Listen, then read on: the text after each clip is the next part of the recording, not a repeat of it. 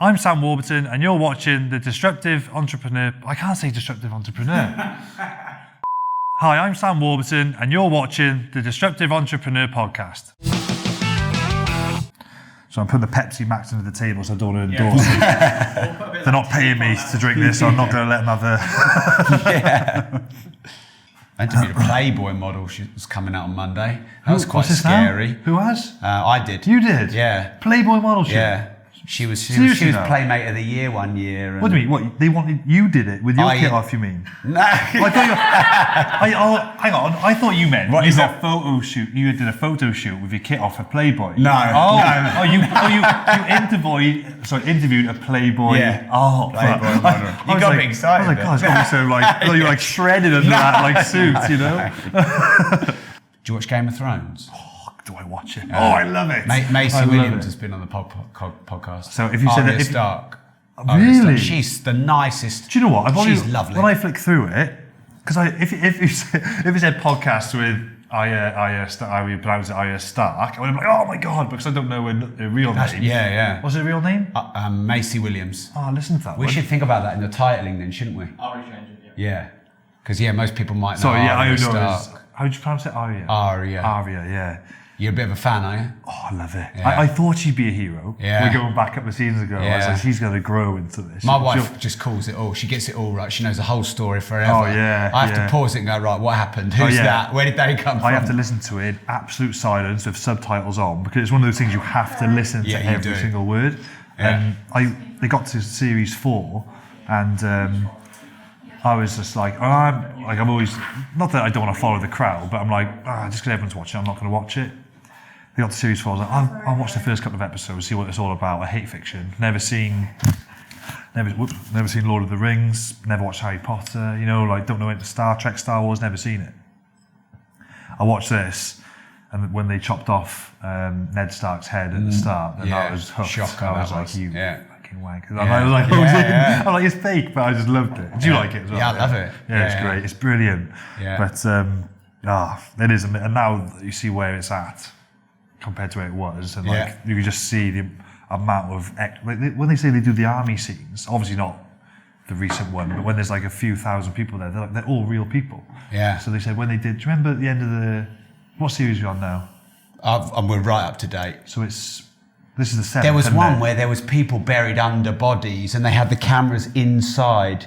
Yeah, I remember. I don't know where that was. It was almost like the film 300. It was just really like that. There was the scene, I think it was the end of the last series, where they went north of the wall, and it's when that one dragon turned into a White Walker thing. And they were like... Oh, yeah, when they were fighting them all off. They were all still for like a while, and all the ice mountains and that. And then they were in the middle on that island. Yes. And they were stuck there, remember? Yeah.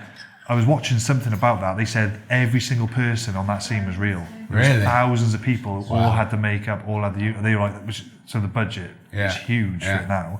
But I was like, they've obviously computerized all them. And it was weird because I was thinking that. I watched something after, they were like, that everyone was real. I was like, bloody hell, that was a massive amount of effort and money. Yeah. But they obviously generate it because it's enormous, isn't it now? But not a big fan. Yeah, I listened to that one. Yeah. I wonder what's she like in real life? She's lovely. Just really normal. Totally normal and lovely and sweet. I had dinner with her a few weeks later. I've been quite lucky because a few people read my books and listen to my podcast, and that kind of gives me an in. Yeah. Otherwise, I'd never be able to meet such cool people like that. She's just launched her own podcast. She's just really nice. So was she's literally, does she have any interest outside of acting? I guess it might she's got she's got a company, and they've created this app for artists to collaborate. Creators is called Daisy, and that's her main focus now. Just do any. I guess you meet people in any work you do, but I do find it fascinating when. Yeah, but I wouldn't meet people like you probably if it weren't for this, or I might not. Yeah. I mean, we might have done because of the property in another world. Yeah, I know what you mean. It connects you to different people. But I love the podcast thing, so I'm looking into it now. Maybe doing one and do it like maybe co-hosting with someone who's got good ties. You could chat to people who, like you say, you would never normally chat to. And plus, I find it fascinating talking to people and drawing out, what they're like. Really. Yeah. You can you're not gonna take 100% of things that everyone says, but you can pick nuggets out of what people are saying. Go, well, that's good and that's good, and you can apply it. Yeah, it's like having your own mentors. Yeah, on it is. tap. And then like if you do that, so like say like yourself, imagine you just extracted just like one little nugget from each person. Like that's a lot of wisdom. Yeah, that is. Yeah, that you know for free. Yeah, for free. So it's I don't know. I just think I find it fascinating for that reason. It's good. Podcasts are getting really big now, and a lot Very of fashionable thing. Yeah, a lot of people are doing them. Yeah. That's it. You just don't want to be. Which I'm not saying this isn't, of course, but there's a lot of people who are trying them. I'm like, it's like anything. Like, what's your point of difference?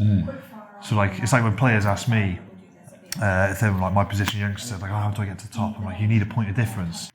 Like what? Everyone when they get, and it's not just in professional sport. I guess it's in any line of work. You get to get to a certain level. Everyone's going to be a good athlete. Yeah. Everyone's going to be genetically gifted. You're going to be fit, strong, fast, skillful. What is your X factor? What separates you from the other guy? You know, you've got to find out what your biggest strength is and work on everything else. But you've got to make that like unique, you know, to you. You've got to have a point of difference. And that's the thing, like these podcasts, like there's a lot of people doing them, and it's like, it's just, you know, you need something where like, whether it's the people you get in or the way it's brought across, like you just, or the information that's in it, you need to have, you know, to drag the viewers in, you know? Yeah. But I think people don't really think like that. They just go, oh, they just do it willy-nilly. It's like, Yeah. no, you need to put a lot of thought and effort into it, you know, to get the right people in. Yeah. But then which you're obviously doing, you know, which Yeah. is, I'm not saying because I'm here, because the other people.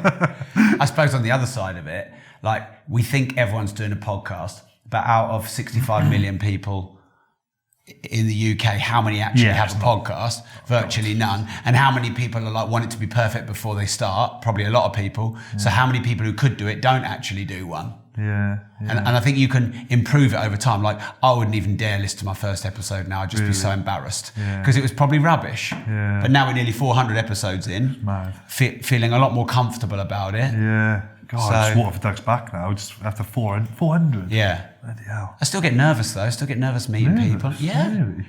Yeah. But I guess when you meet people, that's what I've realised, like everyone's just a normal guy or a normal lady. Like, you know, just like that's what I think. I'm like, everybody's had the shits. They all get nervous. they all used to wear nappies one day. Yeah. They all like run out of school crying or piss themselves. Like they're all normal people. Like, do you know what I mean? No one's like superhuman. No, that's true. You know? Yeah. So yeah. I don't know. That's where I always say I wouldn't get starstruck by anyone. But if I saw Will Smith, yes. So you would. Yeah. I would. Or Dwayne Johnson. He's pretty massive. Yeah, at the he's so moment. cool. And like I grew up in the wrestling era when it was wrestling was big as well. Yeah. So I knew him because of the wrestling, not as well as obviously what he does now. But people know him now. The youngsters know him now just for the film industry. Yeah.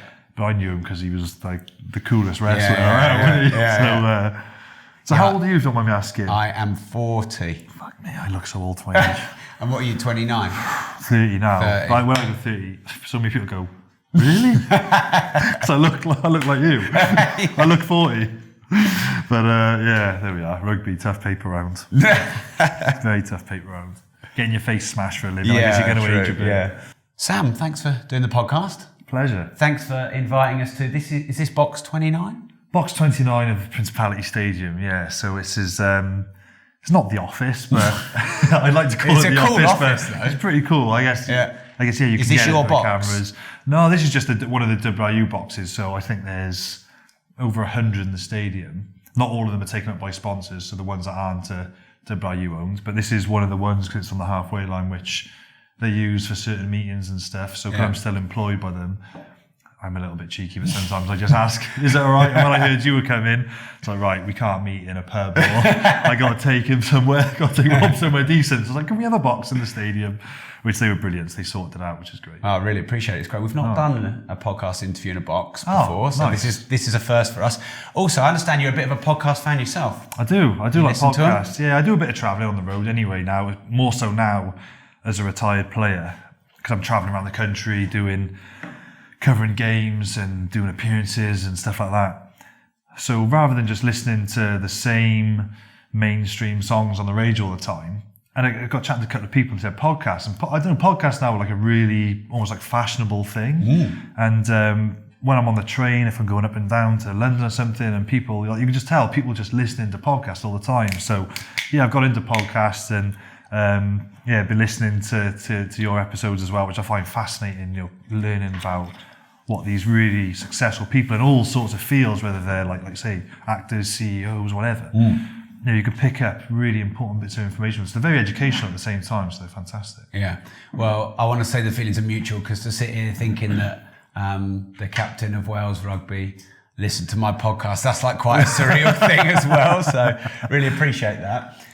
Right. So you retired quite young. Unusually young for a sportsman. Yeah. So my last game, I played professional rugby from the age of 20 to 28. So it was only a career which spanned over 8 or 9 seasons, 9 seasons. But long story short, I had 7 operations in my career. That didn't include like muscle tears and nerve damage and things, concussions and dislocated fingers. And it was amazing career. And if I was 18, I'd do it all over again, but very tough. And people think that the glory of playing in front of 75,000 people, or perhaps the pay, for example, makes up for it. Of course, they're lovely perks. That's not the reason you play the game. You play the game because you want to. I play because I wanted to be the best at something. But there comes a time, and I had a young family. I've only got one daughter at the moment, but she's 3 at the time when I made the decision. She was 2. But there comes a time where you just think the risk of playing rugby didn't outweigh the potential reward of having, being active and having a good family life, So I didn't want to risk my body anymore. At 28, 29, I decided to call it a day, which is a bit of a shock to people because I'm quite a closed book.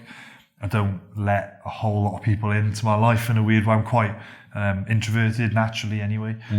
So it'd only be maybe a handful of people who I'd actually speak to in confidence about this sort of thing. So when I come out and said I was going to finish, I think a lot of people thought I had another 3-4 years in me, but I just had to call it a day.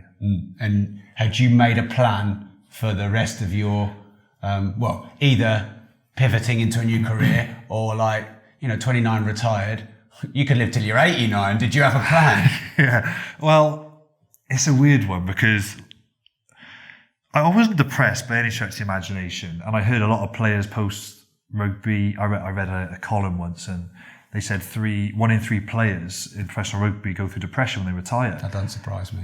But I was thinking, God, I was depressed and I was playing. I found it so, the last 2 years, I could it sounds so ungrateful. I couldn't wait to get out. A part of me couldn't wait to get out. Was it because of the injuries? Injuries, pressure, mainly those two, the injuries, and emotionally it was hard. What was the pressure? So, for example, I was captain for the British and Irish Lions, and we were out in New Zealand, and they were back-to-back world champions, only beaten them once ever in the 125-year history, and you're captain, and I picked up injuries, my form wasn't at its best, and you're going into the test series, which is a 3-game series at the end of a 2-month tour, where you play New Zealand, and it's best of 3, and we were predicted to lose 3-0 by everyone. And for those who aren't into rugby, we ended up drawing the series. We won 1 game each and drew the finale, the final game, in quite dramatic fashion. So it was those games, like when you're playing Wales, England or Lions, you've got 10 million people watching. And like in Wales, if you're playing against England, there's not a car on the street when we're playing. Everyone's watching the game. And as captain of that for 7 years, and constantly being under the microscope, and Wales is a small place, I always say, just walking the dog sometimes. I might want to walk the dog. And my wife will say, how long are you going to be walking the dog? And I'm like, I hope it's going to be half an hour, but I could be an hour and a half because it depends how many people want a full match debrief on what's happened the Saturday before. And you can't walk past a builder without them wanting to ask what's happening. And you can't go into a shop. And it's not like that if I walked through London, but if you're walking through Wales, it's like that. And that for 7 years, some people might quite like that lifestyle of being recognised, but me and my wife are the sort of people who go into a restaurant and they'd be like, oh, do you want to sit next to overlooking the sea somewhere down Cardiff Bay? Do you want to have this lovely window seat? And we're like, oh, that one right by the disabled toilet behind that pillar? Can we go and sit by that one? And they're like, dark. Why? It's empty. The restaurant's empty. But, I'm a very private person. So being in the public eye and being put on a pedestal as captain for that amount of time, and the Lions obviously then isn't just a Welsh perspective, it's Ireland, Scotland, England and Wales, because when 4 countries come together. Sorry, not being patronising, for those listeners who don't know about the British and Irish Lions concept. Once every 4 years, they pick the best players from Scotland, Ireland, England and Wales. and you take it in turns to tour Australia. 4 years later, you tour New Zealand, and 4 years later, you tour South Africa. So you only play each country once every 12 years, but obviously every 4 years, it's a brand new group of players. Whoever's the best out of those 4 nations at that moment in time. So it's a really prestigious, for a British and Irish player, it's the absolute pinnacle. So to captain that team twice, and it's only ever been captained by a player twice in its whole history in 125 years. So that's a lot of pressure. And people just see the glory of playing in front of 75,000 people at the stadium behind me. But that only happens, a handful of times a year. The 99% of the... So it's like, say when I was walking the dog, for example, people might see me on a Wednesday morning walking the dog in nice sunshine, but you train Monday, Tuesday typically, you have Wednesday off because you can't train every day of the week, you'd be exhausted by Saturday.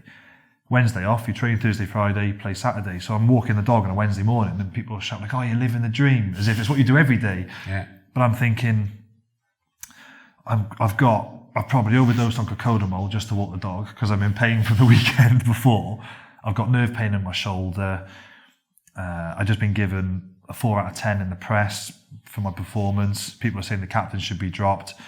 I'm going away on tour for 2 months in the summer. I've got a scheduled shoulder operation in 3 months' time after that tour. I'm like, I'm not living the dream right now. Like, it's hard.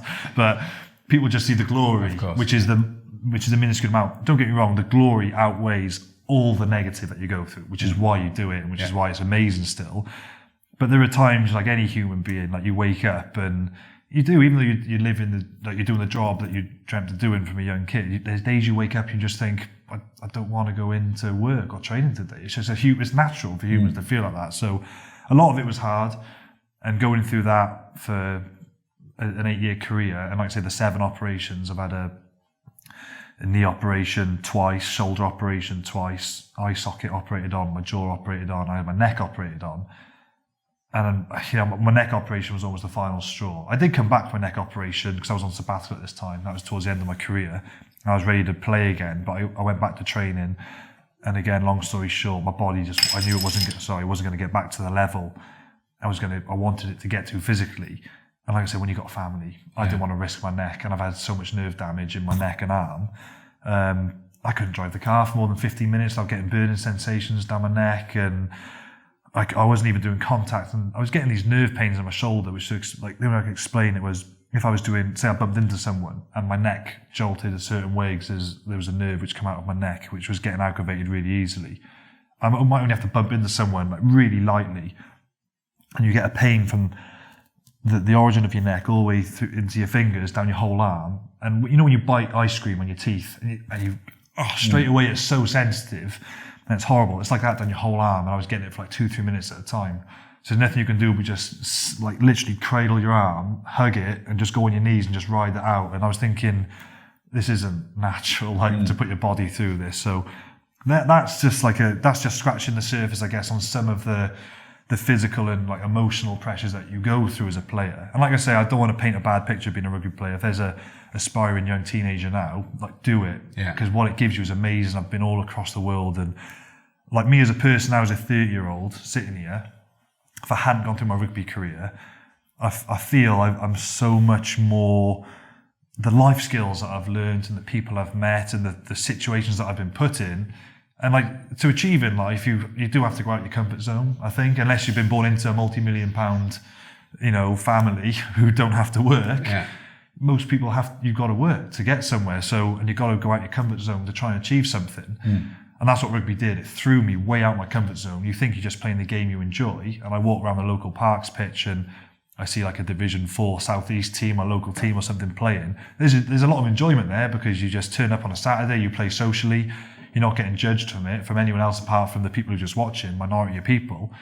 The higher up you go, the less enjoyable it becomes because it's a cutthroat rugby anyway, the top level. There's a cutthroat, ruthless professional sport where if you don't do your job, you're gone. So it's a high-performing environment where you need to be at your absolute peak all the time. That's hard. That's emotionally and physically draining over 8 years. So I always said the top players who have legendary status can do that for 10, 15 years.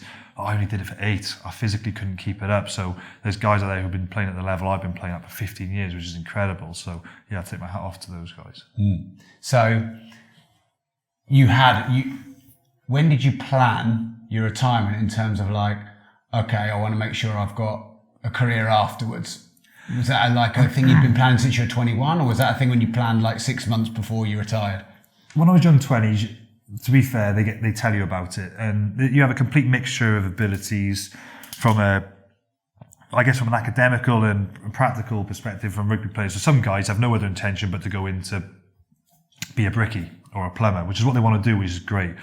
Some guys are really ambitious and they might want to start up a company or go on the ladder to becoming CEO at a massive firm. You know, there's players, massive spectrum of abilities and, you know, going through the rugby teams.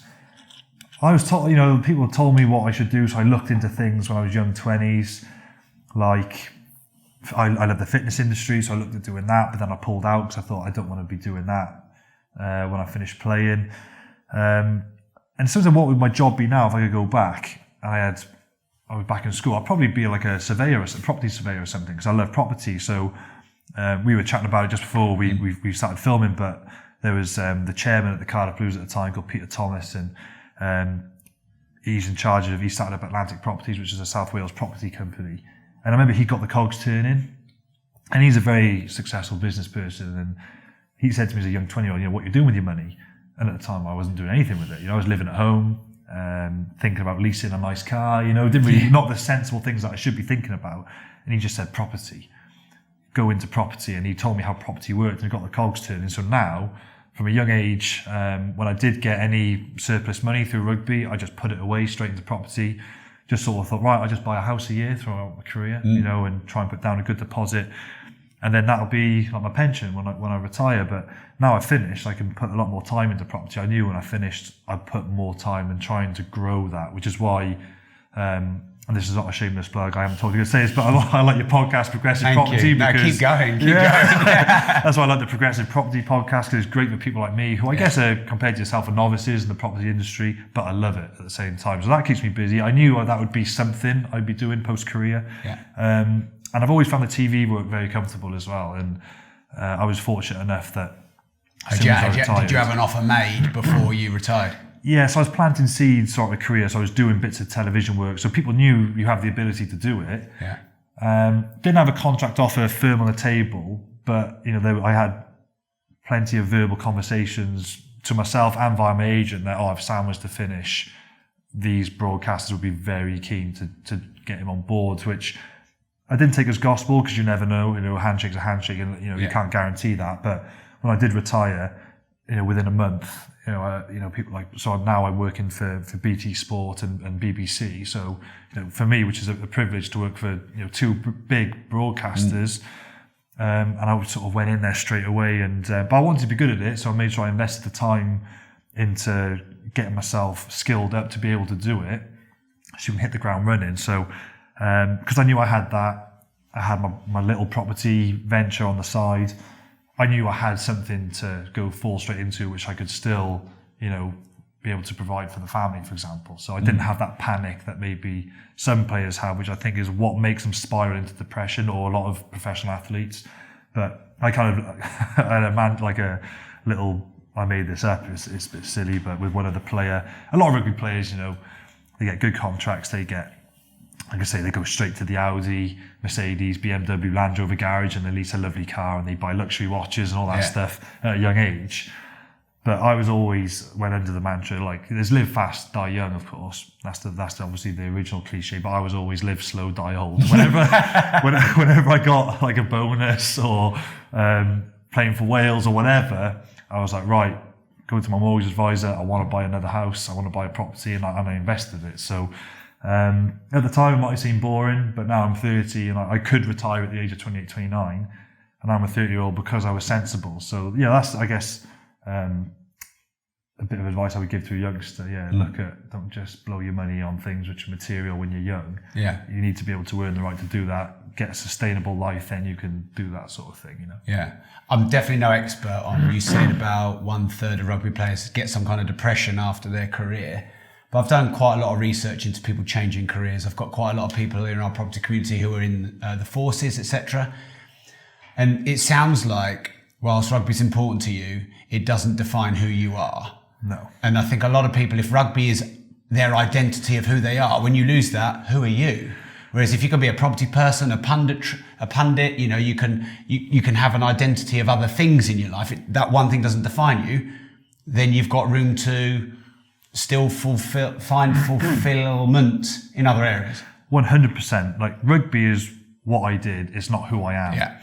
So when I go to my house, for example, people come over, it would be the worst episode of Through the Keyhole you've ever seen. Because when I go home, and I've been given from people who might be involved in printing companies or artists who like to do impressions, I've been given pictures and caricatures and all sorts of things, which are like, and they're lovely things to have. And I've kept them, but I don't put them up because, like, with respect, when I go home, I don't want to feel any of the emotions of playing here when I'm playing because I'm terrified. Like, I'm nervous, it's horrible, I'm anxious, you know. When I go home, I'm Sam the dad, I'm Sam the husband, Sam the father, you know. I just want to be, you know, I'm Kennedy Warburton, I'm double barrel. Yeah. So I just want to be Sam Kennedy Warburton, not Sam Warburton, the rugby player. So I remember there was a golfer I got to meet through a mutual friend who was like a sports psych, mental skills coach.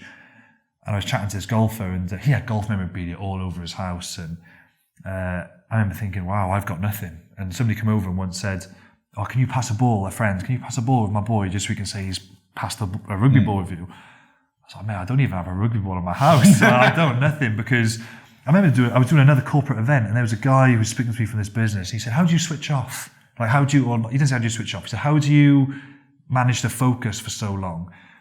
And I said, well, I don't. I said, when I go home, for example, I'm switched on from 8 o'clock in the morning to 4 o'clock in the afternoon when I come home from training. When I drive home then, smooth radio's on, I'm relaxing, I won't look at any analysis, any rugby in the evening, I'm switching off from rugby, you've got to get away from it. And that's why you've got to reward yourself with little breaks in the year, whether it's, for me, it might be going down West Wales to have a break near the sea. Make sure you're scheduling a holiday because you just can't be on it all the time. You need to be able to switch off from what you're doing to be able to have like good productivity when you go back into what you're doing. You can't just live that life for 7 days a week all year. It'll drive you mad. So, and that was one thing which I was taught from my mental skills coach. He's called Andy McCann. He's been brilliant. He's been like a cornerstone for me throughout my whole career, managing all sorts from being a young captain. So I was obviously being a leader at 22 of a team which has got 34, 35-year-olds in, having to be able to deal with that, deal with being in the public eye, deal with the press, time management. You know, sports psychology isn't going into a room and saying to someone, oh, I'm depressed, the world's caving in, like therapy. It's more like, I said, time management and dealing with media, press, being in not like a famous A-lister, not by any stretch of imagination, but in the Welsh rugby community, being a public figure, having to deal with that. You know, that's what I used a mental skills coach or sports psych. I used a lot of that stuff. And that helped you do it? Massively at a young age. I needed that massively. Because like I said, I'm quite, I'm a very shy. I did a personality test. You know those like personality tests you do and they come up with like 16 boxes. Imagine like 16 boxes, 4 rows of 4. Top left is extreme introvert, top right is extreme extrovert. I'm like top left, extreme introvert. You know? Really? I can be in the car. I can drive 5 hours in the car and listen to podcasts and music and I'll be perfectly happy on my own. I'm that sort of person, and I love my family and I love my friends, but I'm exactly like my dad. He's the same. I'm a twin brother. We got the same traits. You know, I'm quite introverted. I'm happy in my own company. So being the captain of a rugby team of, you know, where you got a lot of extroverts and a lot of massive characters, that's hard for a 22-year-old. So being able to try and be a leader in that environment, I came up with, I used Andy a lot, and we came up with like a structure for me to be the captain and the leader I wanted to be. Yeah. Big difference between the two. You know, being a leader was easy for me because I thought I could beat anyone. I was super competitive. I truly believed in myself. So being a leader around the group was easy just by being natural and being who you are.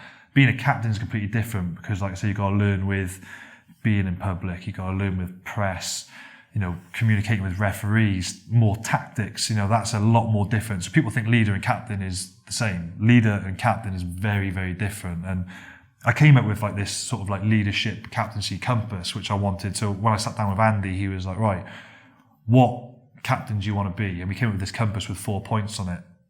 And I call it like my 4 Ps. And the first one was positive. So, which is natural to me. So that's just being positive, and not just, that's everything. So even if you're like tired, going to training one day, like I said, you don't want to go to work, but you have to, just being positive and not letting that sapping or negative energy rubbing off on younger players. Even if I was struggling inside, don't show it. But I was always positive, believing I could beat anyone. I always thought I could beat anyone. I was the ultimate optimist. But just being positive around the group and just being friendly, saying good morning to people, just being a nice guy. Positive kind of covers quite a few things, but that was number one, which I found quite easy anyway. Second was professional. So that is being on time, wearing the right kit at the right time, punctuality, the way you conduct yourself as a role model in public to kids, to your teammates, that's being professional. So that was the second one. The third one was the hardest one probably, which is people. And that was just making sure that I developed my personal relationships within the group, whether it was players, coaches. You've got to make sure that you're approachable for the younger players. You get to know the older players who you might be intimidated by a little bit.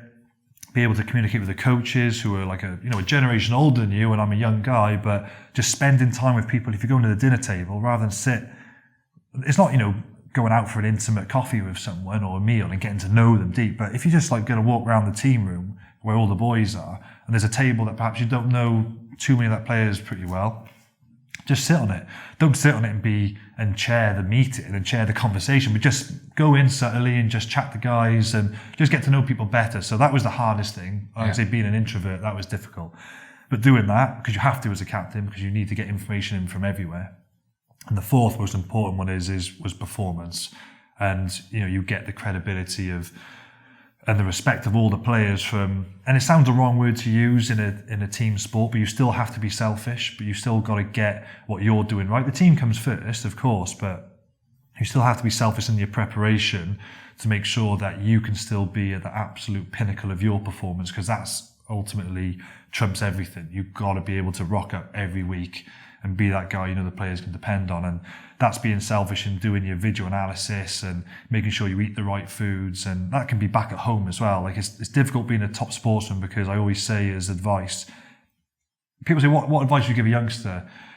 And people say the obvious things like, play at a club where you're happy and you enjoy it. And I'm like, well, for me, I wanted to get to the very top and I wanted to be the best player there possibly could be. So for me, I made it a lifestyle. So it was not just the way you behave from 8 o'clock, like I say, till 4 when you're training. It's making sure you go to bed at the right times, you eat the right foods, you're a good role model in public, and you conduct your behaviours properly, the way you treat your social media, all this stuff. It's a lifestyle, and it's a 24-hour day, 7-day a week job, being a professional and being squeaky clean. That's quite a hard thing to do. And that, I'm not saying for any second that you don't have a social life. You have to have a social life. You have to keep your friends close and not forget those. And you need that support network, because when times are tough, you need those people. But that was kind of like my model on what I wanted to be like as a captain. And that was kind of the sort of print really for me to sort of move forward as a leader and a captain. I like those P's. You've got property, punditry as well, haven't you? Sorry, that was really cheesy, wasn't it? Yeah. Perfect. Actually, this was one of the questions I had, so I'd love to ask it if it's all right. And you talked about it a lot. You were a very young captain. So how did you lead older players? I mean, there must be strong men, egos, pride, all of that in rugby, there must be. So give us some sort of strategies that you use to be a captain and a leader to older men. It was difficult, and I reckon if I looked at, I wasn't the right guy at the time. There was better captains than myself. I remember listening to our head coach say, what about him? And I listed about 8 players who should be better captain than me. But he had, I think, the long-term vision of me probably being a 26, 27, 28, 29-year-old, hitting his straps with potentially 7, 8 years of captaincy under his belt. So I think it was a long-term investment in picking me as captain. I wasn't the best guy there and then. I don't think I had. Someone hasn't died, it's just a bottle of water. I wasn't the best guy at the time, and I found it difficult. I know there was players who didn't agree with the situation, which made it even more. How did you manage them? So I guess it's another win them back. It's another P actually, and this again through Andy McCann. I actually had the privilege to go down to Poole, where the SBS are, the Special Forces. So I know a lot of people have heard of the SAS. SBS is, in layman's terms, is similar. Special Air Service, Special Boat Service, they're the same. Not the same. I don't mean to be disrespectful to a Special Forces recruit, but it's a similar, same umbrella. Special Forces, the ultimate forces in Britain. So I went down to the SBS, which was a privilege, and I met somebody called Sven, who was a young leader then. And it gave the other P was perspective, because it just made me realise, here's a young guy, and you're talking now, he was in a different, not nowadays where it's, you're dealing with ISIS and Syria, but he was dealing with, all sorts, terrorism, going abroad, he's dealing with real life and death, and he's a young leader, dealing with big personalities in the Special Forces. I'm playing a game like rugby, so speaking to him, it just gave you an enormous amount of perspective on what I'm actually doing. And I guess the biggest lesson I learned was as captain. I remember the first year, you try and do everything yourself. And people think it's a sign of weakness if you look for help. I think it's probably a sign of maturity, actually being able to look for help. And being captain or whatever leader, you can't do it on your own. You might think you can, but you can't. You can't do it on your own. And that's probably the one thing I learned, is you need your sort of lieutenants or your other leaders around you. So I always said, you might be the one lifting the trophy. I said, when I was playing, there was 5 or 6 guys as influential, if not more, as myself, week to week and in the game, because we'd meet on a Monday, we'd have myself, the head coach, and like 5 other senior players, leaders, who could captain that team at the drop of a hat. And we all had the input into the week, reviewed what happened last week, talk about how we want the week to look. That meeting might last two minutes, it might last an hour, depending on what we want to talk about. But you need people around you who you can delegate stuff to. So I knew there was guys who could almost make some decisions for me, because otherwise, if you're trying to do all of it, it just bogs you down. And like I say, you lose the performance then, because you're not able to focus on it. So being able to delegate certain responsibilities to other players allows you to do that and still focus on being a player first and foremost. But yeah, looking for help. Like I said, like sports psychology, for example. I know some people who are probably in an old-fashioned state of mind think, oh, that means you're weak. It's like, no, I'm not a weak person mentally. I'm a very strong person mentally, but I just want to seek every possible advantage that I can get. So being able to do that, and I think realise you can't do it by yourself and you need other people. So for example, like property, for example, I kind of tried to apply that to property. I could try and do all the accounts myself, try and manage all the refurbs, try and manage the properties, but arrange instead, the finance with the bank. Yeah, exactly. So Yeah. now I have a mortgage advisor who's a close family friend who I use. I've got a letting agency who I've figured out, and they've been brilliant. I use them. You have guys who who can do fiddles for you, who are really good. I'm not going to go running around putting up curtain poles and chasing up rent and finding mortgages. You get people who can do that for you. So I guess some of those life lessons that you learn in rugby, and that's a simple example, but you can apply to other parts of your life as well. Yeah. Was there one moment you can remember which was the hardest moment for you as a leader or a captain? The Lions. Because, so to put it in perspective, and this is the hardest job I had to do. So like I said, the Lions play once every 4 years. In 2013, I was named Lions captain at 24. So I was the youngest ever Lions captain. And I've got people on the team who are like iconic all-time legends of the game, who are like mid-30s. And I'm their captain at 24. I've only been playing rugby professionally for 4 years. I'm captain of like one of the greatest teams in history in rugby. That was so tough because the Lions played, obviously, if you work back 4 years, that was the tour in 2013. They played in 2009, 2005, 2001. 1997 was the last tour they won.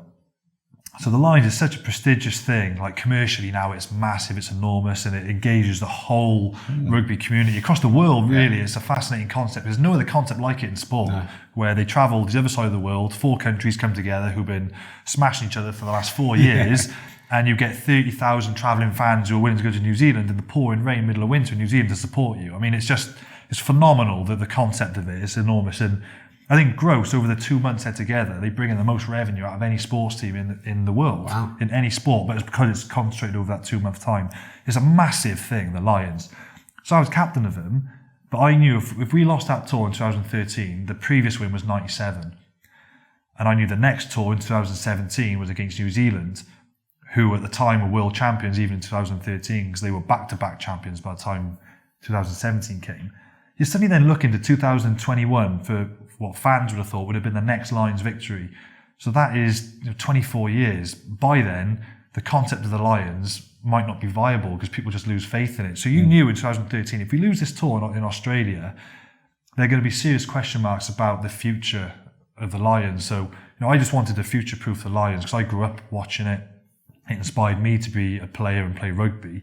So being captain of that, a young captain, and knowing if it went wrong, you lost. And the finger always gets pointed at coaching captain straight away.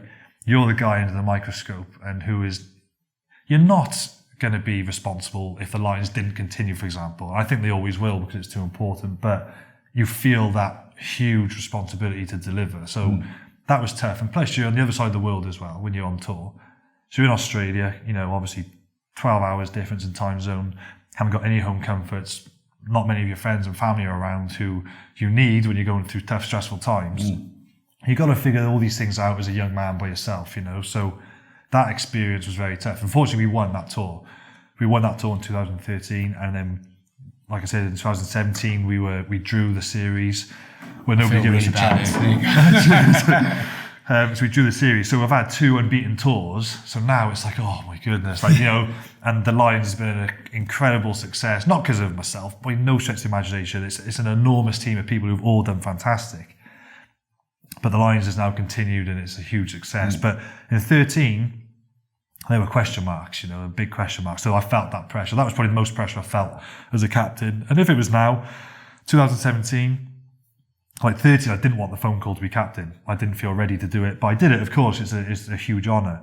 In 2017, I was desperate for that phone call because I was completely different as a person. I thought, right, give me that captaincy because I'm the best guy to lead this team to beat New Zealand and be the best team in the world, So I matured so much over that 4 years as a person because, like I said, I was just thrown into so many pressure cooker environments. But it's either it sounds corny, but it's like sink or swim, isn't it? You have to survive, and when you're backed into a corner and you're under pressure, there's 2 ways you can react. You can either, it's like fight or flight, isn't it? You either flight and you just, this is too much for me, I can't do it, or you come out and you fight. And that's all your big players that I've played with. When there's the most pressure, they're the ones who just turn up and they deliver, So when the pressure's on, I used to think, right, this is what I'm here to do. Like, this is what I preferred the bigger games. The more pressure, often the better I played, So that's why you've sacrificed so much since you were 14, 15 when I decided, right, I'm going to play for the British and Irish Lions. It's for those massive moments, and it's been able to, when they do come, not be fazed by it. You don't get fazed by the big occasion and playing in front of, like I say, 10 million people or whatever, or 80,000 live crowd. That's the moments that you sort of live for. And I think there's people either who can just deal with that, and there's people who find that, very difficult. And it's hard to coach someone to do that. You just have to go through it, But do you have like any little mantra or strategy or anything? Do you like going to isolate yourself for a bit and have a word with yourself? Do you have breathing? Is there anything that you do to deal with big pressure? Pressure. So with pressure, I don't read a lot. Not I'm not stupid, but I just don't like. I'd rather listen than read. You don't have to justify that, by the way. But I read Michael Johnson, who's a fascinating person. So for a sports fan, they'll know Michael Johnson is probably one of the greatest all-time runners, a 400-meter runner from America. And he had a book which I was reading, and he said a brilliant quote. I'm not a quote person, but he said, pressure is the shadow of great opportunity. And that might be like, I remember saying that to my brother once. I love that quote. And that was way too deep for him. He's like, what the hell are you on about? Like, that doesn't strike anything with me. Yeah. But I loved it because what it means is pressure is the shadow of great opportunity. The reason pressure is there is because behind all that, there's the opportunity to do something great. That's why there's pressure. If there's no pressure, it's because you don't care about if you're not nervous or you don't feel the pressure, you're probably not passionate about what you're doing, you don't care about the outcome. Yeah. Or there's nothing like that you want to achieve and grab. The reason there's pressure there is because there's something massive to be able to achieve in sport anyway.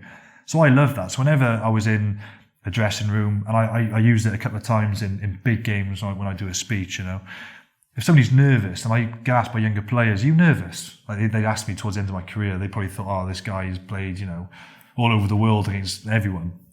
Do you get nervous? expecting me to say no, give it this big one, like you got this armour on that you're just invincible. I was like, of course I do. I get nervous every single game because I care about what I do.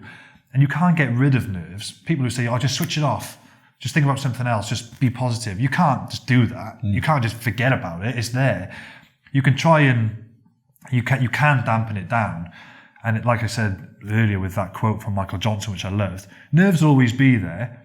And you've just got to accept that they're there. And it's just part and parcel of being in a high-performing environment, in sport, probably, but in anything else as well.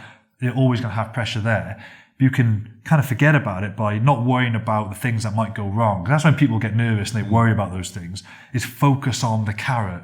What is it that you're here for? And for example, the last game I played, it was the Lions tour. It was the carrot that was dangling in front of us was to beat the back-to-back world champions in New Zealand, and we were only together for 2 months, a brand new team. We would become one of the greatest teams, probably the best British and Irish Lions team ever, and be the best team in the world.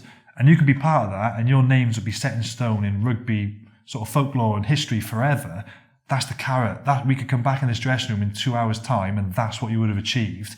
Suddenly then, if you're looking at like a continuum, that nervous energy is suddenly just shot right up towards excitement, and you're just desperate to get out there and have that need to achieve. Don't worry about what's going to go wrong. Be excited for what could happen and what's going to go right, So it's just having that mindset. So nerves and pressure will always be there, but that was the sort of mindset that I always had going into it. Accept it's there, but then, really harness that carrot and that opportunity, and that's what's going to get you excited. Yeah, love that. So let's change tack a little bit. Punditry, TV.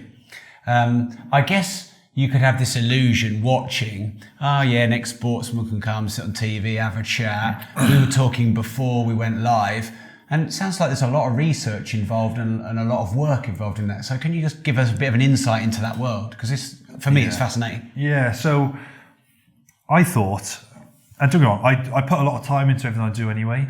I don't try and blag anything. So I knew going into the television and being a pundit, and they send you through loads of stats and notes. And I bet some players don't bother. They just turn up and they just wing it. They just turn up and they just talk about the game. They probably use the profile that they've developed over their playing career to give them the credibility to be able to sit on a couch and just talk about the game, and people just believe what they say. But I don't know, me being the person that I am, I want to be, if I'm doing something, I want to be really good at it. So I'll make sure, say you're covering a team on the weekend, and they're not a team I particularly support, both teams, but I have to watch both of their previous 2 or 3 games, and a game I can zip through in about 1 hour in detail. Because the game has 80 minutes, which people might think, well, how can you get through it in an hour? But the ball's actually only in play for 40 minutes a game. So you can zip through it and get through a game properly in 60 minutes for me to read it and analyse it properly. You've got to do that maybe twice for each team at least. So it's 4 hours of watching a game. And then you've got to come up with your own notes and statistics. They send you through statistics as well, massive amount of statistics. So you've got to go through them.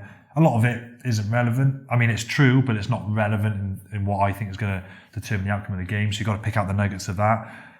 Then you've got to practice it, and you've got to learn that information so you know it at the drop of a hat when you turn up on the television. And I might send through clips which I've got together from watching 4 hours of footage, and I might talk about it for 30 seconds on air. Mm-hmm. And somebody would be like, "Oh, that was quite good. That bit you did about that." I'm going to say a technical term. It doesn't matter about that breakdown law, for example. And suddenly he'll just move on to the next thing. But I'm like, that was 5 hours of work, that was. That 30 seconds of delivery, that could have been 4 or 5 hours of work. So, and the thing I probably realised in this first year post-retirement is I even want to give more time to it. So going into next season, I'm actually pulling back on some of the stuff I'm doing so I can give more time to the television, because the challenge I see it's not getting paid good money to sit in a nice comfy studio with a bag of minstrels and watch a game once on the weekend, twice a weekend, which that does happen, by the way. It is lovely having like when you're off air, all the chocolates come out. I remember my mate said to me once I was playing, he's like, why don't you just sit in a nice warm studio and just eat chocolate and talk about the game rather than play it? Yeah. I thought, you're the only person who's been honest to me. And that does sound appealing. But the challenge I see, it's not just the easy option, because a lot of players can't do it. It's quite hard. And like I said, like the Six Nations games that we played in recently, the peak audience is 10 million. All right, half those are going to be drunk, and half those probably aren't watching half time. So, all right, you might be talking to 3-4 million people at half time, but you're still addressing that many people. That might freak some people out, and they can't do it. So being able to have the composure to do that, and it's hard when you've got earpieces in and you've got the producer. They're talking to you all the time, they're talking to you and the presenters and the other guys around you, teeing up the next chat or the next advert or whatever, and there's sound, there's graphics guys in your ear. So you've got to do that, get your point across within 30 seconds, and you're in front of 3-4 million people. Like it's not as easy as it sounds, but I want to be good at it, so I'll invest the time to try and be good at it. So that's but I enjoy that, and I want to try and, like I said, I don't do it because it's easy. I do it because I want a young player to be watching, or an inexperienced coach who's coaching a youth team to watch that. And the game of rugby is complicated. I can honestly say, I still now, because the game's always forever changing, I can't say hand on heart, I know at the drop of a hat every single rule. And I've captained Wales like 49 times. It's an extremely difficult game. It is complicated. It's a very complicated game. So I want to try and, if somebody's watching me talk and they go, oh, that's why they do that, I didn't realise they did that for that reason, then I think, well, I've done my job. I've helped educate people understand the game of rugby. And that's what I want to try and do, just break it down into bite-sized pieces for people so they can enjoy it even more. So that's the sort of challenge I see. I want to educate players and coaches who are watching. You don't get nervous about it. It's like if you were talking about property, for example, you wouldn't get nervous talking to me about it because you know more than everyone that is listening about property and there's other people in your situation. So I'm not nervous about talking about it because I know I'm right. Without sounding arrogant, I'm right. Because no one apart from other fellow players and coaches at that level know more than the game about you, and that's like 0.01% of people. So delivering the message, I'm very confident in doing. But yeah, doing it under the circumstances is probably the more difficult bit. So what do you think makes a good pundit? And, what do you think the media thinks makes a good pundit? I'm fascinated by this. Football, rugby, any sport really, golf, whatever. I love all sports like you. What makes a good pundit that might be doing it for years? Like Brian Moore, obviously mega successful pundit. Quite a disruptive, unique personality. I can imagine not everyone's cup of tea. What do you think makes a good pundit, and what does media think makes a good pundit? Are we right to cut there? I go to the toilet, by the way. Oh, yeah, I can pick up from there. Yeah. Sorry, so I've just made more work for you guys now. Sure. I was just thinking then, I was like, I'll let you finish the question, and I'll pick straight up. I'll pick straight up. Is that all right? Of course we do is. that, sorry. So can you remember the question? I remember the question. What makes a good pundit, Yeah. I think, I guess communication, and that's like a vital skill, not just as a pundit, but like as a player, and I guess in all organisations outside of sport anyway. And I don't know any more, perhaps. Like the knowledge I've got is the same as probably every other player out there. But I guess, which players can retain that information and then who can deliver it, like I say, under like live audience circumstances. I think that's what probably makes a good pundit. And there's a lot of guys who like talk, I think, I don't mean current pundits now, because the current pundits who are around are very good and they're there for a reason. But there's guys who probably talk, and it's been able to, there's a good analogy that one of the guys at the BBC said. He said, you've got to imagine you're talking to Mr. and Mrs. Miggins who live in Preston who are 70, because they're the sort of people who are watching the Six Nations. You're getting the casual fan, who's suddenly massive audiences of, millions of people who are watching because it's on free-to-air TV. Being able to break it down for them, because I was saying stuff and they ring you up afterwards and they give you like a little debrief about the show and what could have been better. And that's what they say, they love working with ex-players, because like, you don't want to be told how good you are, you want to be told how you can be better, and they love it, because you do, that's just naturally what you like. Like, well, how can I be better? You don't just want to have the easy gig and do it and just get all the praise on telly. It's like, well, how can I want to be a good one though, I want to be good at it. And I was saying certain words that you can't use that word. And I won't say the word, it doesn't matter. I was like, well, everyone knows that word. Like, well, everyone who's a rugby fan does, but the audience that we've got, 80% of people are just casual sports fans who don't know rugby like you know it, so you can't say those things. And being able to try and break it down for majority of people is actually quite a hard thing, because you're so used to doing analysis and your knowledge of the game is so deep. And because you're sat next to people who are very, very good ex-players and good pundits, you feel the need to impress them and say something that they might not have seen. But what you can't do that, because otherwise you're going to alienate most of the people watching. So you have to say something which is blatantly obvious to the rest of the panel, but to the viewer it's probably not, So that's probably quite hard, and to try to take that ego away. You're not trying to impress the people that you're with and trying to actually just deliver the right information. Yes. That's quite hard. That, I've in a lot of study I've done, I've heard that a lot, and I think that's a really important thing to talk about. I've written a lot of books, and I remember reading a book called Right to Sell by Andy Maslin about 11 years ago. And he said, if you want to write a good book, you've got to write a book where there is not one word in there that an 8-year-old wouldn't understand. And a lot of people get hung up on trying to make their art judged well by their peers instead of the masses. Exactly, because that's what's going to sell a book. So what's going to sell the book is, can everyone read it? Can everyone understand it? I want to get people into property and business. And if I use fancy language or terms they don't understand just to impress my peers who've got hundreds of properties, I've alienated the rest of the world. Exactly. So, and I can understand why that's a bit of a challenge, because you probably do want to impress your peers the most. Yeah, you do. Yeah, you do. So that's probably the hardest thing. That's the hardest thing. And like you say, I think talking about it in that sense of doing, I've done it. I've picked up books and I've read a couple of property books on that. And you read the reviews underneath. You've gone on like Amazon or wherever, you read the reviews. Some people are like, really easy to read, broke it down really well. I think, right, that's good. I'll do that. Yeah. Some people then say about a book, it was way too much detail, jargon words that weren't sort of relevant. And I'm like, right, I'm not going to bother. So it is massively important. It's even happened to me. And I'll go for the things which are easily digestible and which you can understand. Random, totally random. Okay. What do you think about Gary Neville and Jamie Carragher? Oh, I love him. You're into football, aren't you? Yeah, I love football. I love football. I'll take this opportunity. I'm a massive Spurs fan, and we've just gone through into the Champions League final. I needed a defibrillator in the house. You Liverpool? Oh, we'll be. Are you going?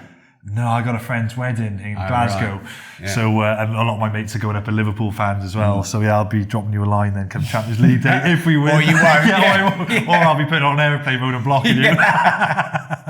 But. I'm a huge Spurs fan. But I love football. I think those two are great. Just the way, because I've been, and kind of the point I was saying just then about myself, not that they've been like my inspiration, but I always say as a player, I never modelled myself on anyone, which I didn't. I always wanted to be, there's only one version of yourself. So be that, to the best of your ability. You can take, like I said, you can take nuggets of bits from people. I like that about him. I like that about him. I'll do that. And I think a lot of the time you learn what not to do as well as what to do from watching other people. You think I wouldn't do it that way. So I think you learn a lot from sort of thinking, right, that's not the way to do it, rather than taking, right, I'm going to be like that. I'm going to be like that. Take the good aspects of people. But watching Gary Neville being a pundit, I've been a football fan since I was 6. And I listen to him speak and I'll still think, oh God, I didn't know that. And I've been watching football for 24 years. So the fact he can do that to me really impresses me. Same with Jamie Carragher. So that's why I like them. They say stuff I can understand, which I didn't know.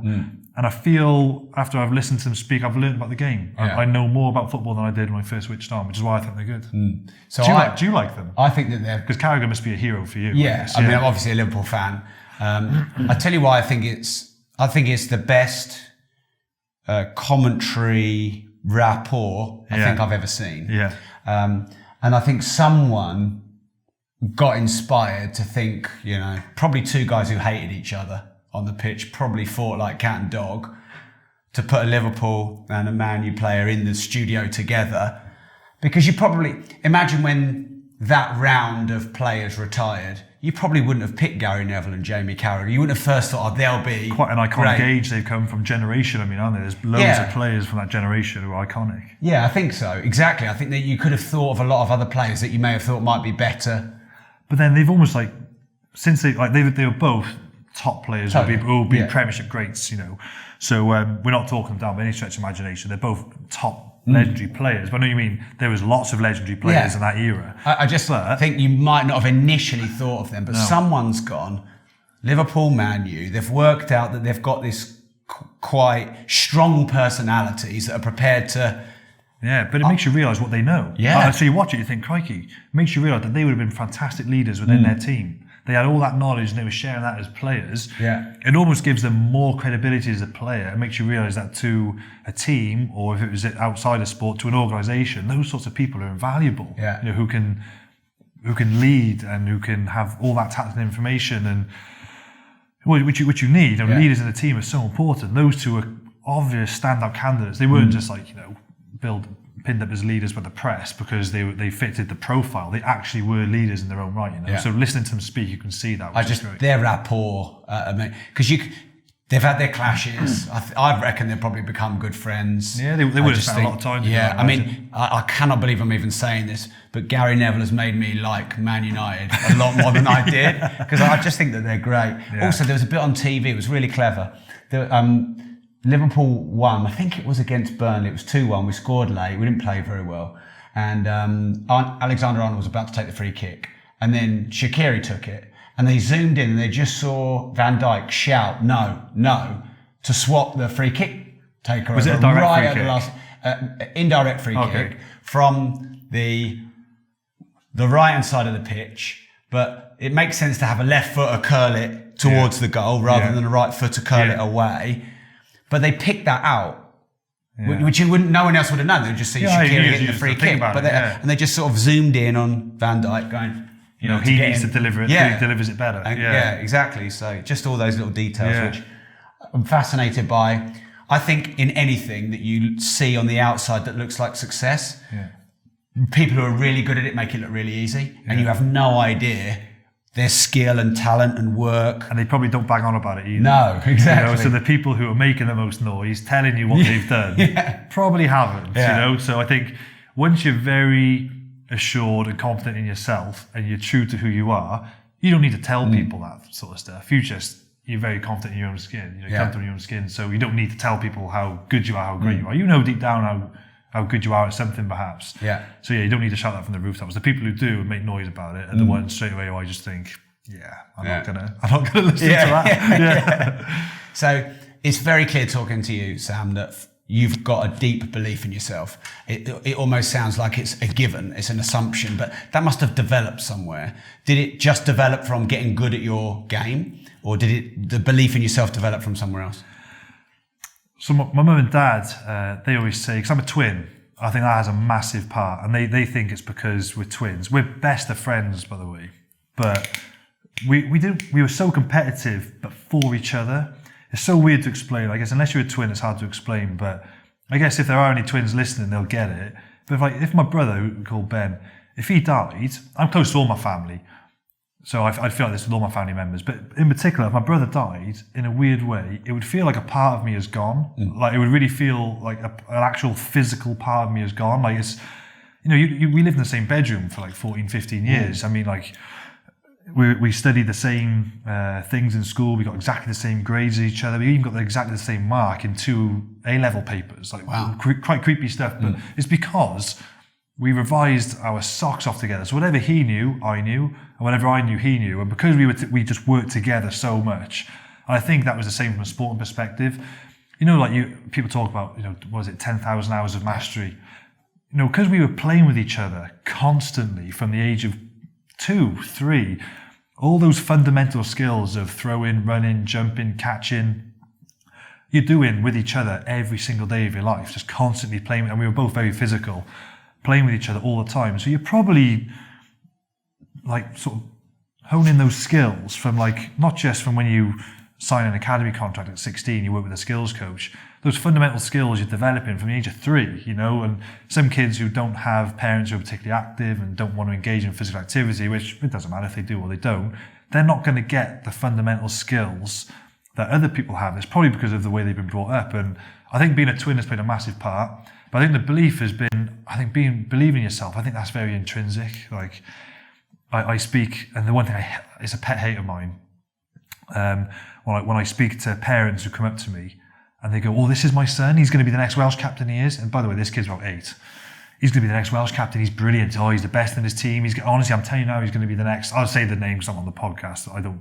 He's going to be the next Sam Warburton. And I'm just thinking, oh no, poor boy. He's going to have to live with this expectation and pressure from his parents because they're living their dream through their son because they might not have achieved it. I'm like, the role of a parent is just to support. Take them to training sessions, wash their kit, get them boots, be there when think they've had a bad game and pick them up, give them support, just be the most supportive person possible. They're getting coaching and voices from all over the place, anyway, from coaches.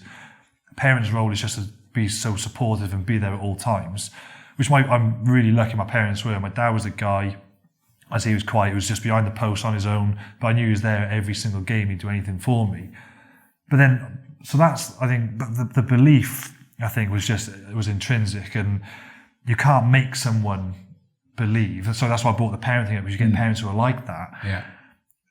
And I'm like, if your kid's that good, like, how can I get him spotted? How do I get my kid spotted? He needs to do this, he needs to do that. What team should he play for? I'm like, if he's that good, he'll get found. Like, if he's that good to get to the very top, highest possible elite level, he'll get found, so don't worry about it. But that's why I mentioned that. Sorry, it's a bit random, but that's why the belief isn't put into players from parents or from coaches. The belief's got to be there. Like, you've got to be self-motivating. You've got to want to achieve something. And when I was 14, I presume a lot of people listening to this who might not be into sports, haven't heard me say this before, but I've said this story plenty of times. It's a true story. And I mentioned it because I had a documentary about my retirement recently, which was on BBC, and I said the story on there. So apologies if you heard it already, but it's a true story. My dad gave me a piece of paper when I was about 14. And I realised at that age I was a good athlete. I could tell from being amongst my peers, doing athletics. I knew I was, I hate saying this because I don't want to sound arrogant at all, but I knew I was physically quite gifted. I was quick, fit, strong. I was better than most people. I could tell I was a good athlete. And I was good at rugby. I played at the top levels from when I was like 10. So I knew I was good at rugby. And then you start playing around the country. And as you're playing around the country at 14 for the first time, I'm like, you think you're going to go up to North Wales or West Wales and Mid Wales and find some amazing kid.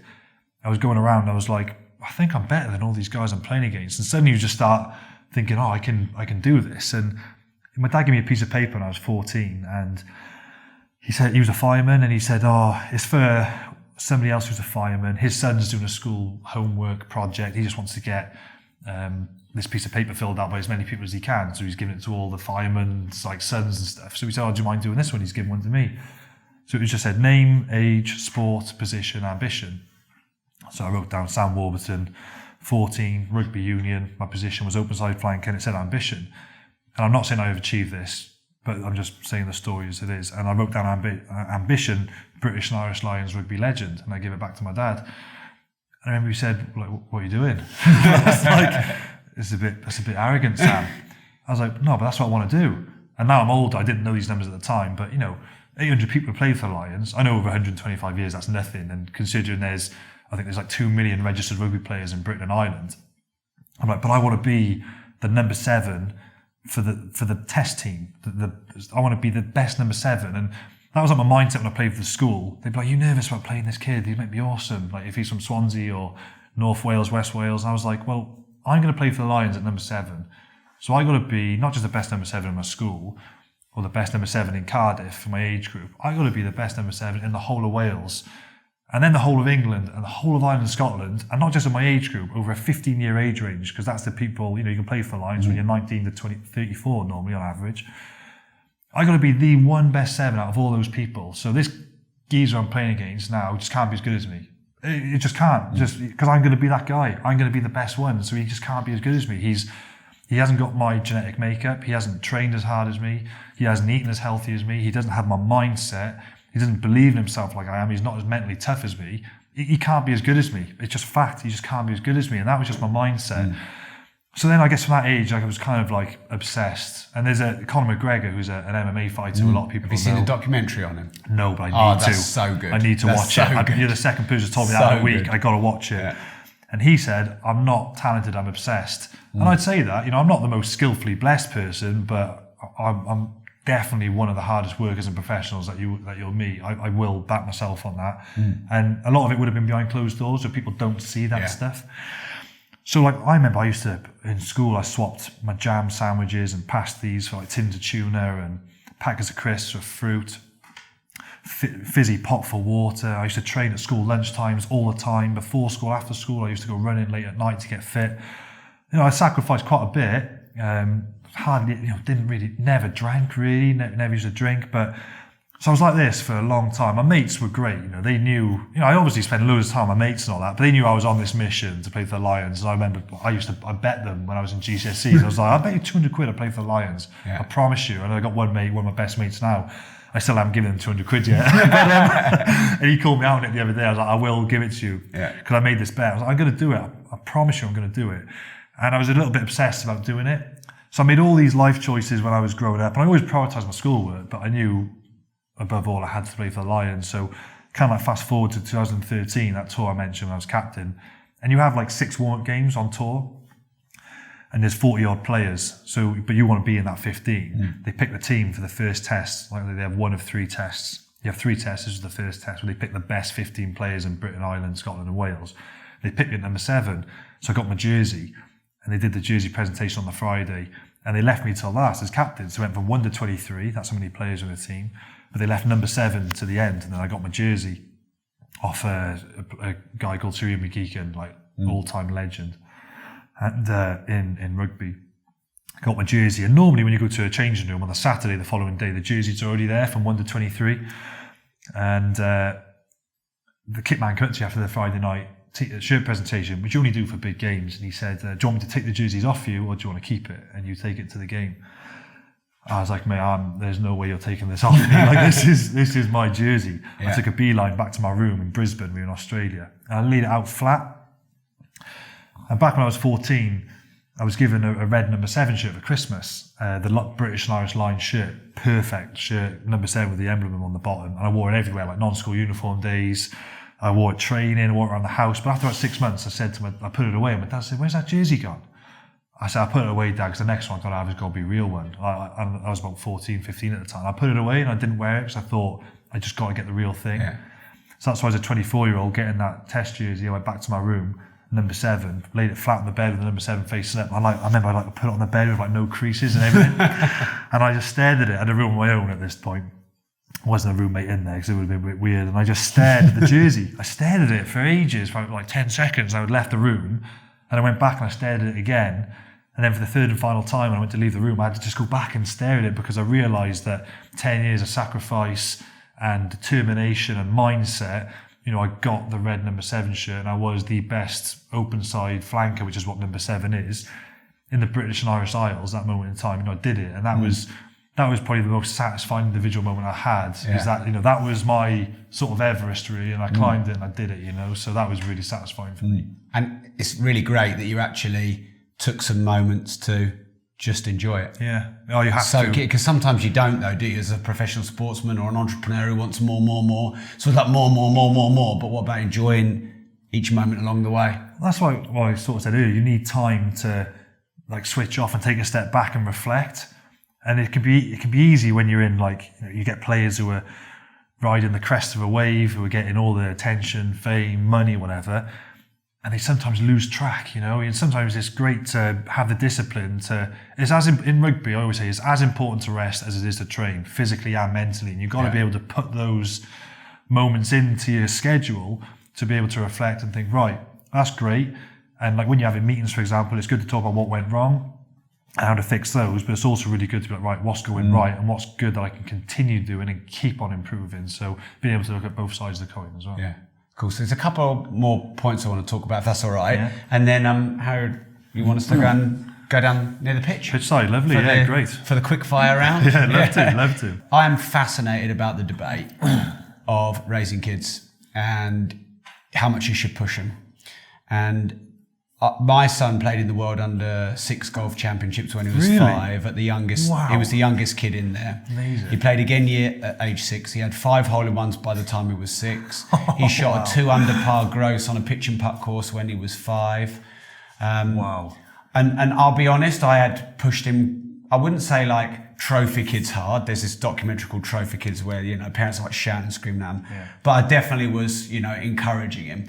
And I will be honest and admit, I have loved sports. I loved golf, and I was definitely living some of it through him. And I was always conscious, am I doing it for him? Am I doing it for me? And so I tried my best to stay balanced. And I studied a lot of people. So I read all of Tiger Woods' dad's books, Earl Woods, and studied Tiger Woods. I read Andre Agassi's autobiography. Jason Day, his dad, really got on him. So Andre Agassi reckons he didn't really ever enjoy tennis. He was made to do it by his parents. I'm not sure I believe that, because he had a pretty great career. Met Steffi Graf, he wouldn't have done that through if he hadn't been the best at tennis. Serena Williams and Venus Williams were like full on coached and driven by their dad. Tiger Woods wouldn't be Tiger Woods without his dad. He just wouldn't. And then I hear you say what you say, which I see it as a parent and agree as well, that they've got to make their own journey and have their own, do it for them, not for you. My son's 8 now. He's still bloody good at golf, but we don't play so many comps because he's quite shy. And I need to push him because he's shy, not because I want him to be a great golfer. One of my friends who's also a golf coach says to me, look, Rob, do you want him to be the best at 6, 16 or 26? And when he said that, I thought, yeah, he's got time. So I don't have to ruin golf for him when he's 6 or 16 or whatever. And it's his world, not mine. But then I was raised by a dad who was the coolest dad in the world and let me do anything. But the problem with my dad letting me do anything is I tried everything. And as soon as it got hard, I quit. So I played county golf, county cricket, all these things, but I never got very good at anything. Because as soon as I went to my dad, I'm not really enjoying it. Oh, it's a bit hard. He's like, I don't want to do whatever. And so I always felt like I could have been great at something if I'd have had, and I'm definitely not saying there's anything wrong with my parents, they're amazing. But if my mum and dad had sat me down and gone, you're actually really good at this, Rob. Maybe you shouldn't give up. Maybe you should just, you know what? Give it another go. Or don't jack it in just yet. You know, like you did football and like you did cricket and everything else. And I feel like if I let my son just be free and don't try and raise him and guide him, then he'll try anything. And then he'll get to 20 and 30 and he won't be good at anything. And I don't think, like, the world's rewarded you because you are a great rugby player. The world doesn't reward someone who tried football and rugby and cricket and tennis and a bit of this and a bit of that. You just end up living so there's nothing wrong with living a normal life, but what if you want to be the best? What if you want to be successful? What if you want to raise successful kids? And this dance is around my mind all the time. Yeah. And I think we're all living vicariously through our kids because we all have a standard and a set of values that we want to raise our kids by. And that was probably impacted by the things that we liked that our parents did to us and the things that we felt we didn't like that they did to us. And then we're taking that and then we say, well, I'm going to raise my son or my daughter that way and not that way. So I think there's an argument that we're all doing that to some degree. And I also think, and I say this with the greatest respect in the world, it's kind of okay for you not to need your daughter to be great at sport because you were. Yeah. And you've lived it. No, I understand that because I haven't been on the other side of the coin. Yeah. And like, I want my son to be great at something or to have had the chance to be great at something because I believe the world rewards people who are great at things, whatever it is, property, business, sport. But I've backed way off him in the last 2 years. And the honest result of that is he enjoys golf probably a bit more. As when they're 6, they can't really tell you I'm overwhelmed by all the kids and the competition. I'm shy, Dad, it's too overwhelming. They can't really say that. So I didn't really know until it was a little bit late. And he definitely enjoys golf more now, but he's not as good as he was when he was 5. Like he was probably the best in the world at 5. And now he's 8 and he's probably like 10 or 20 in the country. What do you think? So I've got questions I want to ask you about that. Yeah. Because obviously I'm a dad now. So, but I do agree, right? So I do think, like I said earlier in the episode, you need to go out of your comfort zone, and most people won't take that step out of their comfort zone by themselves. So that's why I think you do need the parent who might recognise, right, you're bloody good at this. Yeah. Like, give it another go. Just try this, give it another go. I definitely think that should happen. You definitely need to give them a push in the right direction. So I do say that I do agree with that.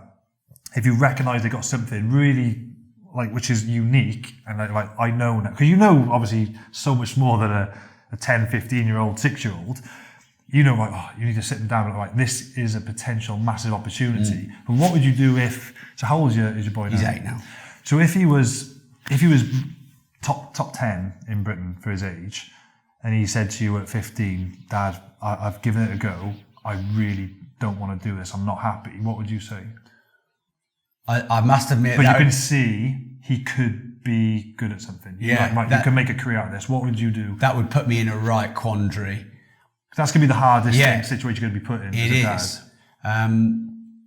If you thought it wasn't a decision made on a whim, now he said, listen, Dad, for the last year, this is not what I want to do. What would you do? If I'd sit down with my wife because she sees it different to me, and she spotted some things earlier that I didn't because I was a bit too blinkered. Yeah.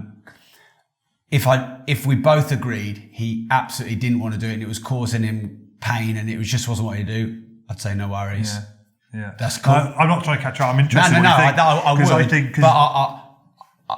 I'd have made sure I'd kept trying till I got to that point, because when he's 30, he may regret.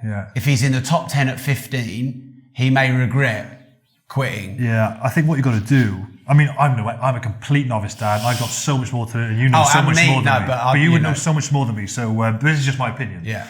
I think what you've got to try and do in that situation is not make their mind up for them, but ask them all the right questions so they can come to the right conclusion. And they've thought about everything. Yeah. Make sure they know every possible circumstance, what they're actually letting themselves in for, what could happen, what might not happen, and let them understand the full picture before they make their final decision, you know. But look, my motivation now is I work hard still. I could sit back and do nothing and just try and live off the rental of my property, the passive income that's bringing in, and live a simple life. But I'm like, I want to live, and I say maybe I'm in a different. I'm in a different position to other parents. I just want to work hard so I can give my daughter the financial security. I won't tell her. I won't go giving her cars or giving her money. I'll make sure she works hard for things. But I want to be able to have the financial security as a backup that she can do so she's happy first, and she can do what she really wants to do, and then I can hopefully back that up if I need to, if she goes down something which perhaps isn't financially that rewarding. I think, well, at least she's happy and she can do it, and I can always supplement her, you know. But I won't give her that. I won't let her know she's got that cushion, if that makes sense. But I do want to try and. I don't want to be a hypocrite because I'm out in the garden now. She's not even 3. Let's have a race. I'm like, you've got to win now, Anna. You have to win. Yeah. And I go, I'm going to win. I'm going to beat you. And she's going, no, I win. And I go, no, I win. And I run and I hold her back to make sure I'm winning. But then I let her beat me. So I let her have that. Then I'll slow down. I'll let her overtake me and beat me. And she'll touch the wall first, for example. She goes, yeah, I win. And I'm like, oh, you won. Because I wanted to feel what it's like to win and achieve something. And I know that's such a basic example, but I do want her to have that mindset that she should want to win. And they'll learn as they get older that you can't win everything, and not everything does go right. You can't go buying them every single toy they want when they go into the shop. You have to say no. You can't have that, even if they really want it, to everything. If you just give them everything, they're going to have that typical sort of only child syndrome and be spoiled. So you can't do that. But I do want to give her that sense of feeling of winning from a young age. I do want her to be successful. So I'm not being a hypocrite. I do want her to be successful. Of course. And I'll push her to do that, but not to the point where it's detrimental to their happiness. I don't know where the line is. You know, I've been searching for this line for. It's difficult, because no one knows exactly where it is. That's right. That's the hard bit. I always figured I'd have quite a confident son, because I'm a reasonably confident guy, and we've got a confident daughter and quite a shy, anxious son. And the funny thing is, forget the World Championships, because they were hard, really hot in like San Diego and stuff like that. Gemma thought about all these things. I didn't think about this. I was thinking about the golf. She was thinking about his welfare, and but like some of the best friends he's made, some of the greatest times he's had, have been on the golf course. And I do know, all right, I'm going to answer your question again. I know I could handle it if he didn't do it. I'd find it a shame, and I'd want to make sure that what I'd instilled in him to be good at golf, he could transmute into other areas of his life. But I've spent so much time with my son on the golf course. He could drive a buggy when he was 4 years old. He whizzes the buggy around. Like all the guys on the golf course are like, there you go. Can hardly see out. And we've had the best time together on the golf course. And we've spent hours and hours a day together, which that's actually the greater gift to me than if he made anything at golf. So how old is he again, did you say? He's just turned 8. So if you watched, say, Tiger Woods in the Masters recently, would that inspire him? Is he into it like that? He loves that? Would you want to feel like, look, this is the carrot here. That's the carrot there dangling in front of him. Would you want to? Would you want to do that? He's not quite there at the moment. I guess he's still quite young, though. It's complicated because he's like a teenager 8-year-old. He actually doesn't want to do anything. He's really good at the drums, don't want to do that. He's really good at karate. Because also, I didn't want to be obsessive, so I made sure he did other sports. I was advised it's good to do other sports for your body as well as your mind. So he's really good at karate. He's like halfway up the grades already. But he wants to give that up. He wants to give drums up. He loves football, but do you want to go and play for a team? Oh, do you have trials? Oh, no, I won't do that. Because he's shy, and everything is like, I don't want to do drumming in front of anyone in the class. I don't want to do karate because there's people. And so my bigger battle now has become not golf, it's become to try and make him a bit less shy. Because I was shy as a kid and my wife was, and we hated that. So that's kind of become the bigger battle. So no, he doesn't really go around the world going, yeah, you know, I want to be the best golfer in the world. I don't think many people do at 8 though, to be honest. That's why, like, yeah, I would be gutted as a dad if I was in the same situation and he just give it up there and then. I'll be honest, I try and keep him in because at 8 you can't make you can't make your life decisions at 8. Yeah. You can when you're 15, 16, 17. So I think if I could see, if I had a daughter or a son in a similar situation, I would try and keep them. If I knew they were good at something, I'd try and keep them in it as long as I could until they were of an age where they could make a balanced decision, you know? So at 8, like I say, you would always have that, oh, what if though? What if you carried on till he was 16 now? What if like he grew into, you know, so you don't want those what if questions as a parent. No, and I don't want him to have those what if questions. Yeah. You know, when he's 25 or 30, what if? Yeah. But yeah, it's I think about it every day. I guess the priority in it as a parent has got to be the child's happiness first. You know, that's how I always think. As long as she's, and that doesn't mean spoiling them. No. But just, you know, as long as they're happy. But like you say, you do want them to be successful, and I do think you need to give them the push to go out of their comfort zones, and because once you go out of your comfort zone and you achieve, then that's when you grow as a person. And that's when you start that's believing. happiness. You see, I think a lot of people think happiness of a child is, you know, that they feel, okay, security is definitely happiness. You give them the secure background. But actually, a lot of happiness is achieving something significant, which was difficult. Yeah. And to get them to achieve something significant, which was difficult, you have to push them out of their comfort zone to achieve that. So that's where you definitely need to push them out of that comfort zone. Yeah, so that's what I mean. Like when I make my daughter lose and I let her win, because she needs to know what it's like to come back from adversity. I know that's a very small example of adversity. It's not real adversity. But that's a small example of making her experience that. So when she wins, she's like, yeah, I can do that, you know, and they need to feel that sense of achievement and be rewarded for it, you know. So that's what drove me, you know. Like, that's why, like I say, I played rugby. I would have loved to have been professional at probably most sports. It's just that sense of, when people say, what do I miss most? I miss winning. I miss being good at something. You know, that's what I like. So that's what I want her to have. I want her to find something that she's good at and then want to master it. You know, that's kind of what I don't know. Maybe some people don't. Maybe some people, and there's nothing wrong in it. Maybe some people are happy just, you know, working and not having a massive goal to achieve. But my sort of, I guess the moral of the story I mentioned with the number 7 shirt is you've got to have a goal. I need something to wake up for and to work towards. Yeah. And I hope she has something like that as well, which is just, you've got to try and find what that is, you know, which is the tough thing. Yeah. Well, we'll have to catch up again when she's a little bit older and see how it's going. See what she's up to. It's that, you know, I think being a parent is the hardest thing in the world. Yeah. But obviously the most rewarding thing in the world. So we were having a chat out there, and something you said I felt very grateful for. And you said, I get a lot of opportunities to do things and I turn them down, but I wanted to do this. And that got me thinking. So thank you, first of all. Oh, thanks for asking. But it got me thinking, you get a lot of opportunities. You must get so many opportunities to do lots of stuff. How do you select? Well, first of all, why did you choose to do this podcast? I think that'd be a great thing to answer. But also, how do you select your opportunities? How do you decide what I'm going to say yes to, what am I going to say no to? Because you must turn down some cool things as well.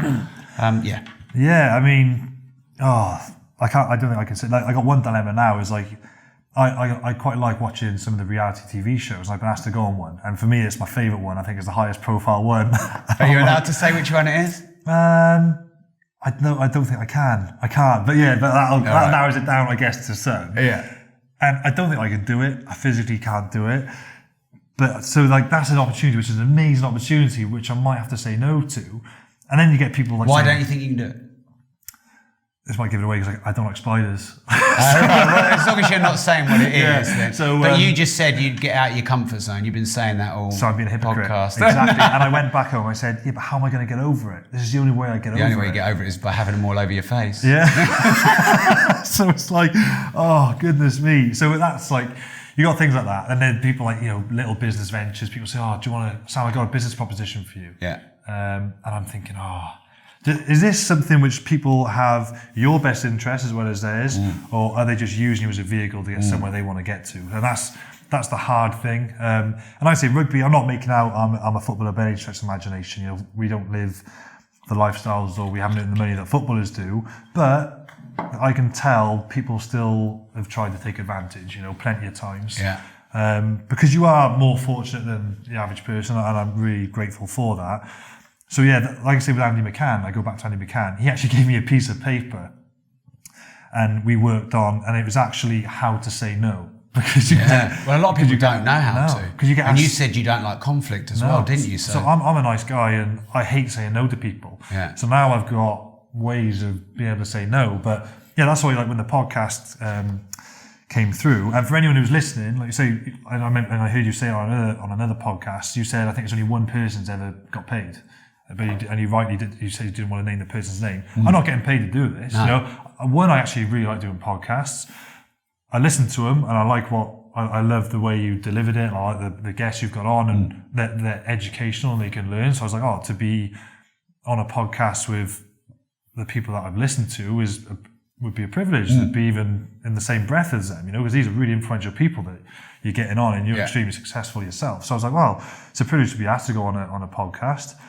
I actually it might be something I want to explore in the future, and I genuinely enjoy doing it. So I wanted to get to the point when I finish playing, I can do things that I want to enjoy and that I'm happy doing. And this is something I like doing. I get asked to, so for example, I can say, I was asked to do a leadership talk at a company the other day, and it is big money.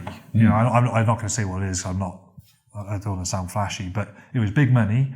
But I didn't do it because I wouldn't be happy doing it. And why wouldn't you be happy doing it? Because I guess that's a whole other conversation. Really. I find it very difficult. Sorry, I've only got a 4-hour drive. Yeah. So I find it very difficult telling people how to be a leader, because I think I had a bit of guidance from Andy McCann, but I think I learned it myself, going through adversity, being thrown in the deep end, and just figuring it out myself and just being me. That's how I think I did it. I think it's very hard to walk into a room, talk for 45 minutes, tell them this is what I believe in, and they all walk out better leaders, and they walk out as potential future leaders, captains, whatever. I don't know. I don't buy into it. Can we discuss that? Do you know? Because I know it's a massive industry. Theory, because I get paid to speak. It's a big industry. I've been asked so much because people love this professional sport business crossover, and I've been asked to do it a lot of times, but I don't enjoy it. I'd rather do this for free, and I could probably get my message across doing this than get paid and go to a corporate event and do it. I don't know. I wouldn't find it as rewarding. I don't know why, but have you ever tried it? Yeah, I've done it as well. Yeah. So I've done it. I've done it. I've put myself out there. So I thought, right, put myself out of my comfort zone. I did one. It was in. It wasn't for the House of Parliament, but it was in the House of Parliament, House of Commons. I did it there, and in front of all these people, like CEOs and stuff of companies, business leaders, MDs, FDs, whatever. I left it. I remember thinking, I don't need to put myself through those nerves, so I'm not going to do it again. And I've probably done it maybe 5 times. I keep trying to do it, and I've done it. I just give it another go. The money's great, and I just do it another go. But I'm like, I don't, for some reason, maybe I will in time. Yeah. Maybe in 2-3 years' time, I've really mastered the leadership talk, which I feel comfortable in delivering. But right now, I'm like, no, I don't enjoy doing it, so I'm not going to do it. I'd rather do things I enjoy, because I found rugby so tough. I found it really hard in my career. It made me think, when I finish, I'm going to do things that I enjoy and that I want to do, rather than things that I have to do, So that's, I don't know. But yeah, you obviously, I know you do a lot of that public speaking stuff. Well, I mean, I turned down a lot of opportunities because I put my family first, my business. I kind of more enjoy doing this than actually a lot of speaking on stage in front of a lot of people. But I think, look, if you don't enjoy it, fine. But when you said, like, I became a leader by doing it, not everyone's going to have that opportunity. And, sometimes they say it's better to learn from your mistakes, but sometimes it's better to learn from the mistakes of other people. Yeah. So if someone can get the insight from you, I know that they're not going to go on the rugby pitch, but if they can pick up some tips from you and your experience, that's a gift to them. And if it's not you, it's going to be someone else. Do you know what? Maybe it's because I do think what I say can help. For example, when we said earlier, how about the captain can't do it all by himself, you need other people. Yeah. So I think that is a valuable lesson. That is. And that there are things they can draw from, but these are maybe because I never heard someone say these things, and I think being a captain myself, I've figured out myself. If I heard someone maybe speak about these things, then maybe I might believe it because nobody's really said. I know I worked with Andy McCann, who was great, because I never heard someone publicly speak about how to be a leader, and I've heard it and thought, yeah, I feel myself I've improved from it. Maybe that's why I don't believe it, and maybe so I don't get feedback after. I don't know whether people leave that room and go, he's a rugby player, he's in a world of his own, he doesn't know what it's like to work a day of his life, which I don't, in the real world, in a business or a corporation or in an office, whatever. I don't know, but for some reason I just don't. Maybe it's I really don't know why, but I just don't. I'm like, can this really change people? Maybe it can. Well, maybe I'm being naive. I don't know. I think it can. I mean, we've got someone coming to speak at one of our events in June, and we're paying him $200,000. And I was having a chat with Gerald Ratner. I was in Cayman with him a few weeks ago, and Gerald doesn't get paid that, but he gets decent money, but he doesn't get paid anywhere near that. And he's like, well, that's just outrageous. That's just way too much. That's just a rip-off.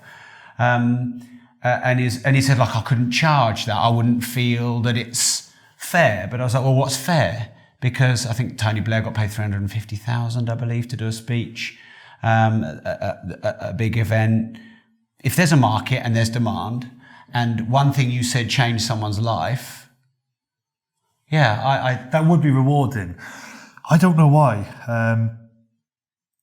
This is what I'd rather, for example, I'd rather create, say like what you're doing, to be honest, I'd rather create a podcast series where you're interviewing these people and then you can deliver it in that format. It's the format that I'm not really, you can influence a lot, you can influence like what you're doing. You could have hosted all your interviews in front of a theatre of 500 people, or you could put it on a podcast network in front of 200,000 people. You're going to reach out to much more people. So that's much more efficient, So I'd much rather do it in that format.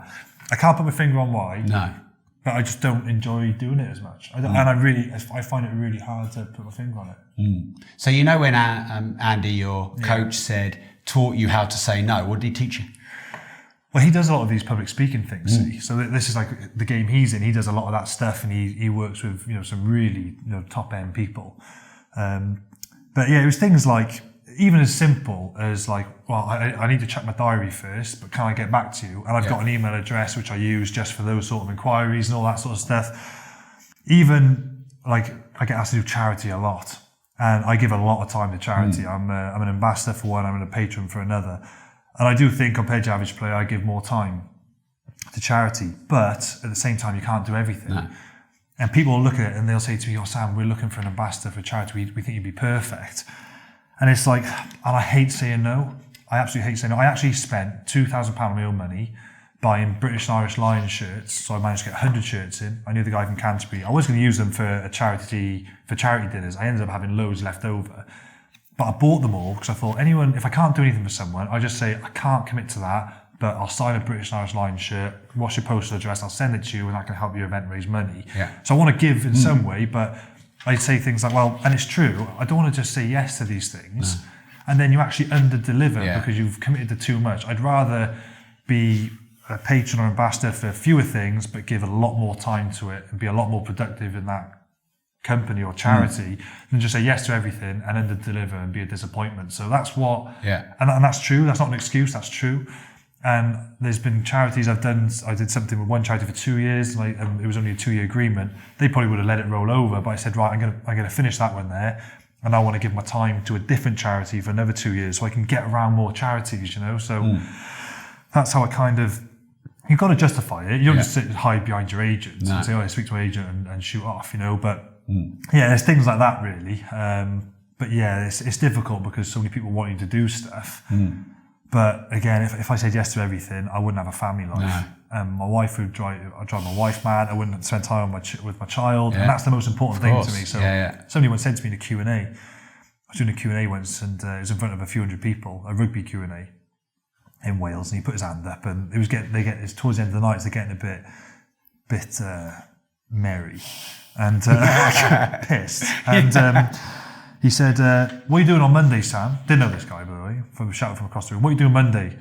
And I was like, top my head, I don't know, I'm training in the day, because I was playing at this point. He said, I got a rugby club presentation Monday, and I bet you don't turn up. Will you come up? And I was like, it's so awkward for me. I said, which I did, I said, I can't commit to that right now in front of a room of people on stage. I'm like, I don't know what I'm doing. He said, see, that's what you all say, you players. You're all too big for your own boots. You know, you earn too much money, blah, blah, blah. I remember thinking, hang on, mate, like, I've given up so much time when you don't know to pop into a hospital to maybe see some cancer patients when no one knows, or to donate money, or to give up my time. Yeah. Right, you have no, in my head, I said, you have no effing idea how much I've done to try and help other people. And I said, and it was true, I was like, well, actually, mate, my contract, I've got to do X amount of community days, so I get around schools, I do kids rugby camps, it's just part of my contract and stuff. And I go to rugby club presentations. If anyone's listening, I've said no, it's not because I'm just thinking, sod them, I can't be bothered. It's because I'll give a certain amount of days a year to do free stuff, free rugby presentations, free charity events where I won't charge. Of course not, because it's nice to be nice. You know, you can't just be ruthless all the time and just ask for money. Yeah. But there's a quota, and once I've fulfilled that quota, then I don't commit to any more, because it's going to be to the detriment of my home family life. And you need to, I can't be busy every evening of the week. I might actually be doing nothing that Monday, but it might only be one of 3 evenings that I've got free. So I'm going to have the discipline to keep it free, because I need that family time, and I need to be at home for my wife and for my daughter. So no, I can't do it. And it's been able to be quite disciplined like that. So it might sound like you're coming across as a big shot, you can't do it, but it's like, you just can't say yes to everyone. I hope. And the disappointing thing is, some people will be listening going, oh, of course. Some people are out there, they don't understand that. No, a lot of people don't know how to say no. They don't understand when I say no. Oh, right, I see, he's not giving me the time. I'm like, no, but you don't understand what time constraints I'm under already. I think some people don't understand that. Yeah, they're actually turning off the lights. I don't know what time it is. Oh, crikey, yeah. You've got a bit of natural light coming in still, so we're all right. I mean, I used to worry about this a lot, and now I just tell people the truth. And I think a lot of people in life don't really realise, just say the truth. They're always trying to make a reason, a justification, an excuse. So I get pitched for money all the time. And actually, I'm really grateful, because I remember 12 years ago, no one wanted anything from me. Yeah. So I'm really grateful when people approach me and I get a lot of stuff. I just say, sorry, I'm not investing at the moment. Maybe come back in 3 to 6 months. I might be then. And that's the truth. Yeah. And then I don't feel guilty, but I'm not investing in that moment. And I do a lot of one-to-one calls with people. I was doing a lot in the car for free, you know. Yeah. And that's also why I feel I can justify speaking fees, because I do a lot for free. And I might do 2 or 3 hours. And then once I'm on my quota, it's like, I've done my bit. Yeah. And I think you just got to keep yourself happy. I mean, you don't need to prove to anyone all the charity work you do. No. You know. Yeah, and even like sometimes, someone might say, "Oh, can you tweet this or can you do that?" I'm like, it's quite. Like, so you're not a puppet. No, like, and I don't want to almost like, I won't sing from the rooftops everything you do for free to look like the good guy. Yeah. Because it just, then you're actually being detrimental. You're not there. You're showing it, because obviously if you're tweeting out every single time you're doing something for the good of other people, then it's like you don't have to prove. It's like, I hate the word saying I'm humble. You don't need to tell someone you're humble if you're humble. Yeah, I'm just being vulnerable here. Yeah, if you're humble, you don't say you're humble. No. It's that sort of thing, and that's my one pet hate, you know. So it's nice to be nice and just be a good guy. And I always say this, and I said it in rugby when people ask about captaincy and communicating with referees. And I always say, it's something my mother taught, and the best investment into like people, and I'll tell you, it's the cheapest investment you could ever make as well, and it won't cost you a penny, is manners, right? Manners don't cost a penny, and it'll get you a lot further than if you don't have them. And that could be in rugby, from the way you can communicate with a referee, communicate with other players, be respectful, be human with people, and be courteous, and I guarantee you'll get more back from people. If somebody's been negligent deliberately, and it's a really poor act of whatever, of course you put your foot down on certain occasions, but just day-to-day life, just be nice, be polite, give people time. It takes no effort, a little bit of energy, but it costs no money, and it'll get you much, I personally, it'll get you much further. Just be nice to people. It goes a long way. I think as people are busy, social media, that gets forgotten. I think that's really important that you said that. I'm really good friends with someone in Peterborough who had kiddie care, massive online business. And I remember sitting down with him when I was getting to know him in the early days. He's a lot older than me and he's made a lot more money than me. And so it's kind of like a little bit of a mentor in a way. Neville Wright, his name is. And I remember getting some time with him sort of before I really knew him well. And I thought, I'll ask him what's his best advice. And he said, Rob, just say thank you and sorry a lot. I remember thinking, is that all you've got? Mr. 100 Millionaire, is that all you've got? And I just realised that's just brilliant advice. Say thank you a lot, and then when you mess up, own it and say sorry. Or even when you're not sorry, say sorry for the way it happened, or, you know, I'm sorry that we're in this situation, even if you're not sorry yourself. And Just think it's great advice. Manners don't cost a penny. No. Don't cost a penny. Yeah, it's true. Are we actually going to be able to go down there, do you think, Harry? Because we'll go down there. We'll be all right. Should we just have a walk then? Well, it is. There's the security guys downstairs. I just asked okay. them, can you just pop there? See? Are you mic'd up still? Yeah, still. I haven't turned it off or anything. Yeah, I left it. Do you ever miss it? No. Just and I get asked that a lot. Yeah, I bet. If somebody said to me, do you want to put a red Welsh shirt on and run out and play a game 1 minute before kick-off, I'd do it tomorrow. Yeah. And I probably could play to a reasonable level, because that's the easy bit. But if you said to me, oh, we've got to go this way, sorry. If you said to me, do you want to do everything it takes to get to that point? Yeah. I'd be like, I don't want to go through that. Like, that's the bit, see. So that's what I found really hard, was the day-to-day 99% that people don't see. Yeah. That was tough. You miss the glory, and you miss playing in front of all those people and that. I'll probably never get that. I won't get that feeling back again of walking on the pitch and have 75,000 people in the stadium cheering you on, sort of thing. I won't get that. I'm not going to get that when you sell a property or when you acquire one, like it's just. But yeah, the day-to-day routine of playing and training and travelling and injury was enough. That was enough for me. So in a weird way, I accept that part of my life is over, and I don't have to do that again. Yeah. So I'm comfortable with I achieved what I wanted to. Yeah, I could have done more, and I wanted to do more, but I feel lucky that I got to get the key. I feel lucky that I managed to do what I could do. Yeah. Oh, here we go. Cheers, guys. Thank you. So this is the players' entrance, but this is all weird. It's like you get a tour of the stadium behind closed doors. So, because we're sort of like level -1 here. Right. So you would have come down that ramp. Yeah. So the ramp comes down, and then it comes here. Yeah. And then these double doors open, then you get like the Welsh choir, male voice choir normally here, singing all the Welsh songs. Then obviously you have the massive dragon there. Yeah. And then this is like the sort of players' entrance up, which is all branded out when you're playing, to the changing rooms. And these are the bits that I walk the stairs, like, I don't miss how it felt 2 hours pre-match when I walked up here, like, shitting myself. About, like, which is why you got to keep talking yourself into that positive frame of mind. But, like, that was, like, going through that, you think, what am I putting myself through this for? It's not worth it, you know? But that was hard. It's amazing how I look back in hindsight and it's amazing. But at the time, you're just thinking, I'll do anything to get taken out of this. Yeah. But when you do get taken out of that cauldron of pressure, you think, you'll do anything just to go head first straight back into it, Oh, he locked it again. All right. Maybe it's that thing there. Yeah. There we go. Good. Oh, wow. It's like spooky dark, isn't it? I used to come out and do the anthem here, and then the wives always sit on that first row. Yeah. So I'd always just put my hand up or wink at my wife, and she'd wink back to me. I remember the first game I did up in the BBC box, which was up there when I wasn't playing. They sang the anthems. I looked across, and obviously my wife wasn't there, and I thought, I'm never going to have that special moment again, And when this place is full, and you're sort of lined up there, and you got all these 75,000 people, and all you see is people's faces all pointing that direction. Like, that's such a weird feeling. You'll never get that back. So I miss that. You miss those moments because that's like things which hardly anyone can achieve, and that's like, amazing things to go through. But then it's just like, the pressure or the thought of my shoulder popping out once more or blowing my knee ligament again.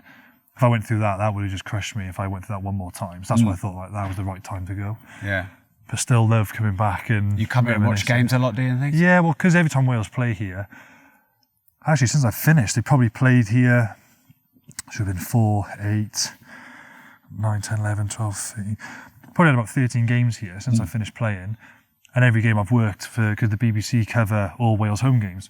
So I've just worked up in the BBC box. I do hospitality here because I work for the union anyway, the Welsh Rugby Union. So I'm here every match day. So I've been here every match day since I've retired, just working for the Welsh Rugby Union and BBC. So I'm always here. So and that's like a privilege in itself, But it's weird because when you're in the pressure cooker of playing, you're in this bubble, you don't see all the hype that's going on about the game outside. When I'm here, and I'm here way before the match, and I can see the stadium slowly build over hours, it is weird. I look at it, I'm like, oh my goodness, I went through that like 74 times. And then you sort of like, you appreciate it, you try to appreciate it when you're playing, you appreciate it more when you're gone, because you see it from Joe Public's perspective, which you don't see it when you're playing, because you're doing everything you can not to do that, because you want to try and you don't want to make it out to be this amazing, massive spectacle, because that's when you're going to lose focus, you know. So as a player, you're constantly trying to live in this little bubble deliberately, so you stay away from that. But it's great to appreciate, or to try and appreciate what you're doing at the same time. Yeah. So we have 4 quickfire questions that we do at the end of every podcast. Okay, yeah. But quickfire can be as long as you want. Yeah, I won't waffle on. Yeah, Well, I'll make sure that your knee might go if we stand punchy. up too long. Yeah. You saw me getting up from the table then. I always just go, I wait for it to click out and then I get going then. So best advice you ever received? Be true to yourself. That was from Andy McCann again, and he just said, be true to yourself. Kind of in layman's terms, you know, do what you want to do, go with your gut. But yeah, my best advice that I was given to myself and that I would give is just be true to yourself. Worst advice you ever received? I remember when I was going to be captain, and I spoke to an ex-captain, and he said, if somebody makes a mistake, then you've got to call them out. You've got to, like, not be quite abrasive. Well, yeah, he said you've got to be quite, like, abrasive, and you've got to sort of stamp your authority. But in my head, I remember thinking, I don't agree with that. I didn't say it to his face, but I thought, I don't agree with that. And that's when I thought, people, not at elite rugby anyway, don't make mistakes on purpose. No. We're all human, we all make mistakes. If somebody made a mistake, I probably, and if it was, I thought, like a repeat error, I'd probably speak to them in private, not in the company of the whole team, and call them out and completely belittle them, because I think they would lose respect for me. I'd lose respect for a captain if they did that to me. So that probably wasn't great advice. Yeah. I'd rather much try and be a bit more understanding, speak to someone in private and try and sort the situation out that way. Okay. So is there one thing particularly in the world that you think's wrong that you'd like to change? Is this anything now? Anything.